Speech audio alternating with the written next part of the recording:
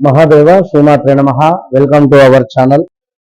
ఒక 4 మిరియాలు, అదేవిధంగా ఒక 4 మంగళవారాలు ఒక ప్రదేశంలో మనము వాటితో ఒక రెమెడీ చేసినట్టయితే అదొక ప్రయోగం లాగా మీకు ఎలాంటి సమస్యలు ఉన్నా కూడా ఖచ్చితంగా కూడా తొలగిపోయేటువంటి పరిస్థితి ఉంటుందండి.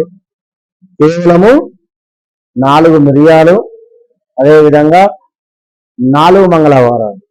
పెద్ద ఖర్చుతో కూడుకున్నటువంటి విషయం అయితే కాదు ఇది.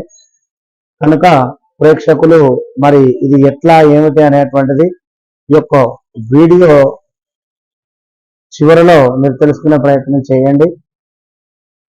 ఎందుకంటే ప్రతి వారికి కూడా కుజ దోషాలు కానీ, కాలసర్ప దోషాలు కానీ, ఈ దోషాలని ఆ దోషాలని ఏవో ఒకటి ఉంటూనే ఉంటవి. కనుక మరి ఎలాంటి దోషాలు అయినప్పటికీ, ఎలాంటి ఆర్థిక సమస్యలు అయినప్పటికీ కూడా, జాతకంలో ఉండేటువంటి దోషాలు అయినప్పటికీ, మా ఇంటిలో నెగిటివ్ ఎనర్జీ ఉంది అనుకున్నా కూడా, లేదా ఇంట్లో ఆర్థికమైనటువంటి సమస్యలు వస్తూ ఉన్నాయి అనుకున్నా, ఎప్పుడూ ఇంట్లో భార్యాభర్తలకు గొడవలు జరుగుతూ ఉన్నాయి అనేటువంటి విషయం మీద ఉన్న ఇలాంటి విషయాలు ఏది అయినా కూడా మీరు మనం చెప్పేటువంటి యొక్క రెమెడీ ఏ సమయానికి చేయాలి అనేటువంటిది దాన్ని అనుసరించుకుంటూ మీరు ముందుకు వెళితే తప్పకుండా కూడా మంచి ఫలితం.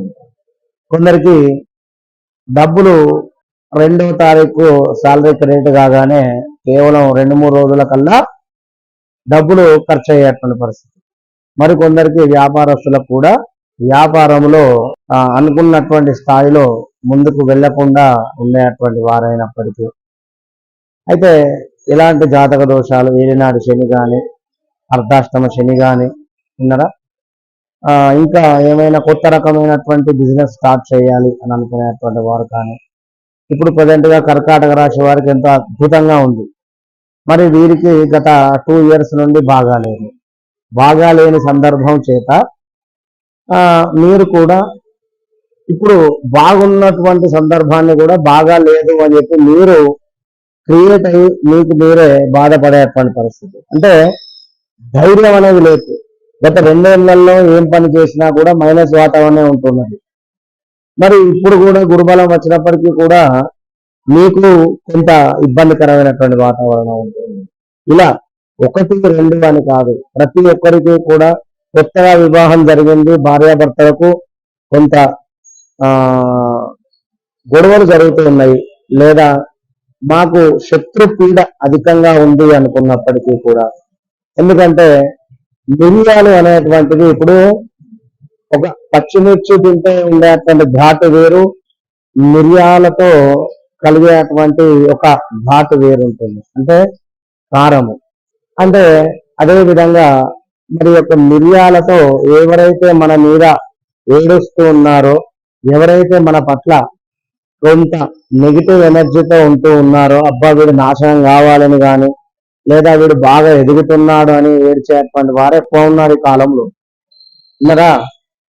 మన కోసం బాధపడేటువంటి కారు కంటే మనం ఒక కారు కొన్నా, ఒక 2 వీలర్ కొన్నా, ఏదైనా చక్కగా మనం ముందుకు వెళదామనుకున్నా కూడా నలుగురు ఏడుపు వలన చాలా అంటే చాలా ఇబ్బందికరమైనటువంటి వాతావరణం ఉంటుంది, ముందుకు వెళ్ళలేని పరిస్థితి ఉంటుంది. విన్నారా? ఏదో ఒక మంచి పని చేసి మనము నలుగురిట్లో చాలా గొప్పగా ఉండేటువంటి సందర్భంలో ఇబ్బందికరమైనటువంటి వాతావరణం ఉంటుంది. ఇంకా చూసుకున్నట్టయితే షేర్స్ మార్కెట్లో చాలా కూడా డబ్బులు ఇన్వెస్ట్ చేసి పోగొట్టుకునేటువంటి పరిస్థితి ఉంటుంది. ఇదంతా కూడా షేర్ మార్కెట్ అంటే శనికి సంబంధించింది, శని బుధులకు సంబంధించింది. ఎవరి జాతకంలో అయితే శని బుధులు బాగా లేకున్నా, శని బుధులు పరస్పరం చూసుకున్నా, 10వ స్థానంలో కానీ 11వ స్థానంలో కానీ శని బుధులు నీచపడి ఉన్నా కూడా వీరు ఎక్కువగా కూడా అమౌంట్ షేర్ మార్కెట్లో ఇన్వెస్ట్ చేసి డబ్బులు పోగొట్టుకునేటువంటి పరిస్థితి.